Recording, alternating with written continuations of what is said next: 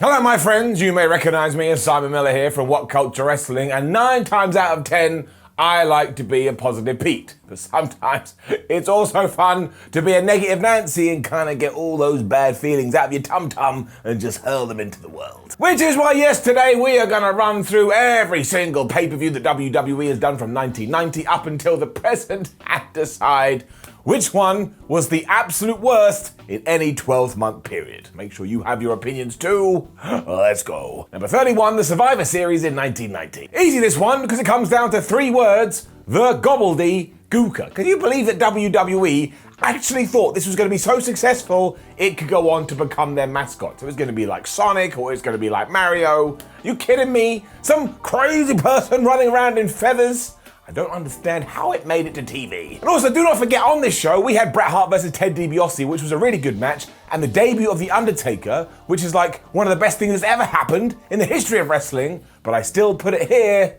because of a turkey. Number 30, this Tuesday in Texas in 1991. An experiment in many ways. Vince McMahon wanted to see, I wonder if I can start doing pay-per-views in the middle of the week as opposed to a weekend, because if people do buy it, I can make a bunch more money. The real problem is that the 1991 Survivor Series was essentially serving as an advert for this event instead, and it pissed all the fans off, especially if you did put money down to see it. It was not good. Number 29, the Survivor Series in 1992. 1992 was not a great year financially for the WWF because the cracks were starting to show, but when it came to their events, every single one was pretty good. WrestleMania was good, Royal Rumble was good, SummerSlam came from over here in the UK, so that made me feel all good inside my toes.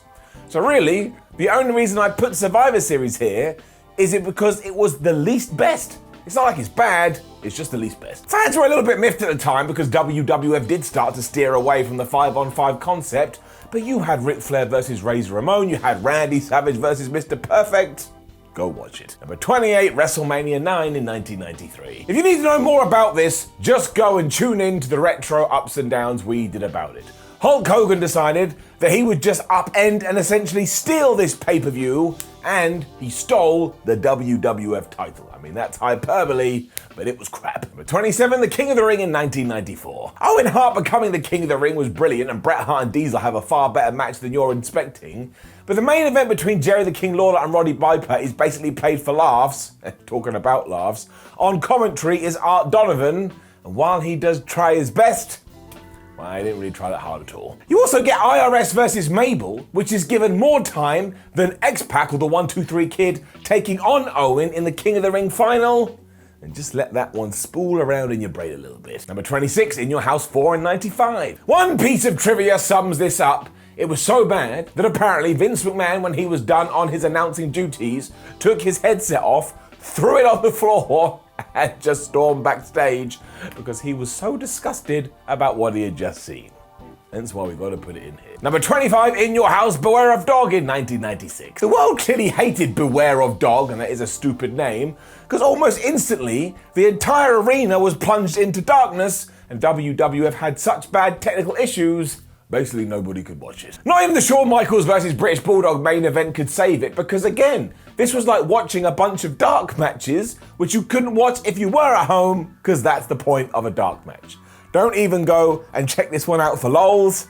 It's just no point. Number 24, Degeneration X In Your House in 97. This is all the fallout from the Montreal screw job, which means it's just DX mucking around for a couple of hours, and it does not work. I mean, Triple H and Sergeant Slaughter have a match that goes on for 18 minutes, and that never needed to happen. The return of Owen Hart at the end of the thing does make you go, oh my gosh, it's gonna be brilliant. But now when you watch it, you know it's just a big ruse, and they weren't gonna do anything with the man, which means again, all in all, there is no redeeming factors. Number 23, Breakdown in 1998. I liked Breakdown when I was a kid. I understand that I was a stupid child, but seeing Vince McMahon going to as big a length as he could to try and take the WWF title off Stone Cold Steve Austin just made me go, oh, I can't believe it. Especially when he said, well, I'm going to take The Undertaker, and I'm going to take Kane, and I'm going to make them into a tag team, and they're going to come after you, Rattlesnake.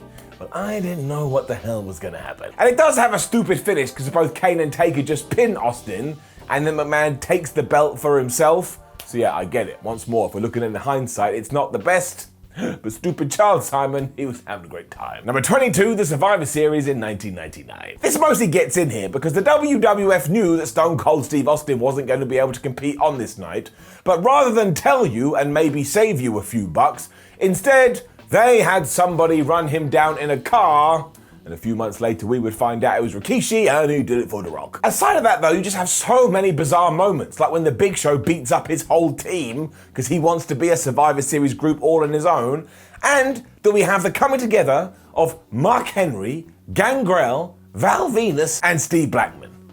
I mean, you go find me a bunch of guys that makes no sense like that. For 21, the Survivor Series in 2000. Another pay-per-view that is actually still fun but just drops lower than everything else that WWE presented to us this year.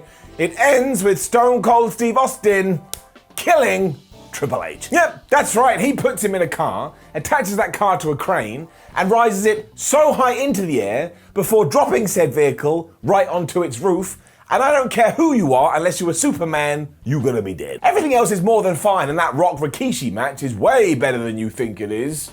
But you know, if you had to skip one pay-per-view this year, you'd choose this one. Number 20, Backlash in 2001. Kicked in the balls because it was the fallout from WrestleMania 17, so what the hell were you gonna do to top that? Really, the struggle here was that we had turned Steve Austin heel, and nobody on their dog wanted to see that, so they kind of watched just a little bit miffed. We also didn't turn Triple H babyface either, which would have given Stone Cold somebody to work with.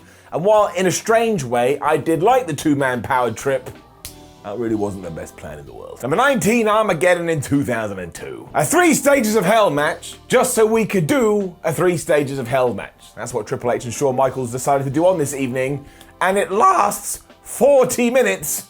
I don't know about you, but most things in my life do not need to last 40 minutes. Everything else on this show kind of just comes and goes too, although Kurt Angle does become WWE champion. But yeah, let me just pick a random match for you. Edge versus A-Train.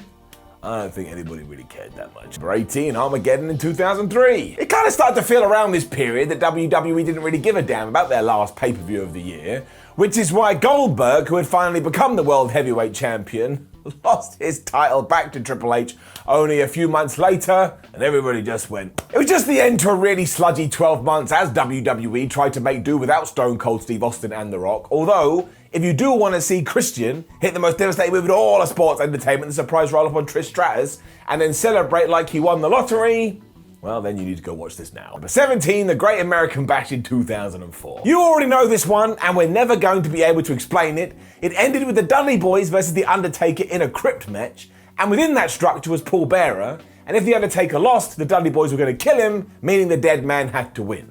He was victorious, and he still killed Paul Bearer. I am never going to be able to make sense of this. Number 16, Armageddon in 2005. Back to Armageddon. WWE just made things so hard for themselves in 2005 because they had separate pay-per-views for Raw and SmackDown, so that by the time you got to December, you're like, man, I don't want to watch any more of these shows. It was just overkill. The Hell in a Cell match between Randy and The Undertaker is really good, but there is this overwhelming sensation that we're just waiting till the Royal Rumble, and right now, if you wanted to watch this or the Royal Rumble, I'm pushing you towards the Rumble. Number 15, December to Dismember in 2006. This is the worst pay-per-view WWE has ever been involved in. Again, I direct you to retro ups and downs. Shit. Number 14, New Year's Revolution in 2007. Why is this here? Simple. Umaga, who was on this terrific undefeated streak, just lost to John Cena here, and nobody cared, and nobody even made a big deal that the Samoan submission machine, whatever the hell we were calling him, lost. It also suffers a little bit because a really exciting tag match between D-Generation X and Rated RKO is stopped when Triple H gets injured, although Shawn Michaels, man, he just pulls it out the bag here, so it certainly does have a few things to go check out. Number 13, Cyber Sunday in 2008. This was the last fan-voted pay-per-view that WWE ever did, I think because it was just getting way too convoluted. You do get the likes of Batista versus Chris Jericho with Stone Cold Steve Austin as a special guest referee, which does sound like something Reddit would have made up, but the real issue is the other matches on the card. Because you get Taker versus The Big Show in a last man standing match, but you also get Rey Mysterio versus Kane in a no holds barred match, and I'm sorry, but they are exactly the flipping same. Number 12, breaking point in 2009. A submissions-only pay-per-view is just taking a concept too far because it doesn't make any sense. What wrestler is going to hear that and go, oh yeah, that sounds like a really good idea. Take away other ways for me to win, and I'm still going to turn up. CM Punk also beats The Undertaker with a finish that is clearly inspired by the Montreal Screwjob. And you also have to sit through Kane versus Great Khali. I mean, come on. Number 11, SummerSlam in 2010. John Cena defeated the Nexus at SummerSlam 2010. And just to sum up for those that don't know, John Cena should not have defeated the Nexus at SummerSlam 2010. Number 10, Over the Limit in 2011. A piece of evidence as to why people were getting on John Cena's case in 2010. He just beats up Alex Riley and The Miz here as if they're nothing and makes sure you know who is on top and who is not. You also get Michael Cole versus Jerry Lawler round 2, and that is all I need to say about that. And I didn't need a flipping round 1. Here I had to watch it again. Number 9, No Way Out in 2012. I believe this was the last No Way Out that WWE ever did, and after they had booted it from February to June, they decided to pull the concept completely, and that could have been down to the fact that the main event here was John Cena versus The Big Show, and while it's okay, you just kind of feel like you've seen it all before. Daniel Bryan versus Kane versus CM Punk is absolutely worth your time, but you will sit there wondering, how did the Big Red Machine get into this? Although deep down we all know why. Number 8, the Survivor Series in 2013. The real struggle here is that you can see that it is time to push Daniel Bryan, but WWE is just refusing to. However, you do get DB and CM Punk taking on the Wyatt family, Big E is on this thing, and you get the Shield running amok. When I say it's bad, it's not actually that bad at all. It's just the fact that everything around all of that is mediocre at best. Like John Cena versus Alberto Del Rio is okay, and Randy Orton versus The Big Show is just Randy Orton versus The Big Show. Number 7, tables, ladders, chairs, and stairs in 2014. How can anyone not see that this was ironically a step too far? Just so we could do an Eric Rowan versus Big Show match, and Big Show could get some stairs or whatever and chuck him into the Wyatt family member's face. A very December WWE show in the fact you could just see them peeking through to next year. Dean Ambrose also lost when a television exploded in his face. I wonder why he left. Number 6, the Survivor Series in 2015. Now the finish to all of this absolutely rocked because Sheamus cashed in on Roman Reigns to become the brand new WWE champion. It was like, oh, I can't believe it. However, this was yet another failed attempt to try and turn the big dog into something, and the fans were just not having it. It also didn't help that the crowd loved the Wyatt family, and they got crushed by the Brothers of Destruction here.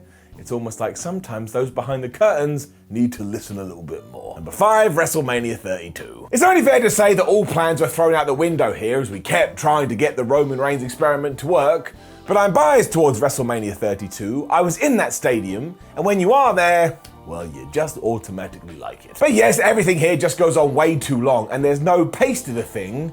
I mean, look at that Shane McMahon versus Undertaker Hell in a Cell. The Shane O'Mac jump is, oh my gosh, I can't believe it. But everything else, well, it's just a little bit dull. Number 4, Battleground in 2017. Stop doing Punjabi prison matches. I understand who came up with this concept, and fair play WWE for trying, but nobody can see what's going on. It's why Jinder Mahal versus Randy Orton has a giant question mark over it. And also John Cena beat Rusev here. That's always going to upset me because I'm a massive nerd. Number 3, Crown Jewel in 2018. You know why? We all know why. But if we don't talk about it specifically, maybe one day we shall forget. I mean, even the people involved in this knew it was bad. Once more, take your hand, reach into your ear, grab your memories, and throw them in the trash. Number 2, Super Showdown in 2019. And it's the same here. That main event, and thank goodness nobody was hurt, but you know what the best bit was, and we all forget this, Shane McMahon pinned Roman Reigns on this show. Oh, best in the world. Number 1, the horror show at Extreme Rules in 2020. Now, was this WWE's fault? Not at all. We were going through a crazy period of wrestling where we didn't have any fans, so everybody was just trying to reach into their creative bag and come up with something new. But everything we did find here was insane. I mean, we had Seth Rollins and Rey Mysterio going after each other's eye, and we had Bray Wyatt and Braun Strowman fighting in a swamp. And that doubly hurts now, because we're only like a year removed from it, and where's Braun Strowman? He's been let go, and where's Bray Wyatt? The same kind of a fate. You can't enjoy it now. It doesn't make any sense. Proper mad though, and if I didn't know about all the context around it, I would have been texting friends going, well, that's it. WWE lost their damn minds. Now, please do leave a comment below, and again, maybe I've missed a bunch of shows. You've got to start the discussion down there. Like the video, share the video, and subscribe. Head over to whatculture.com where you can read articles like this. Come say hello on social media, and why not watch another video? It will put a smile on your face, or make you mad emotions. My name's What Culture. I'm losing my voice because I'm a moron, and I'll see you soon.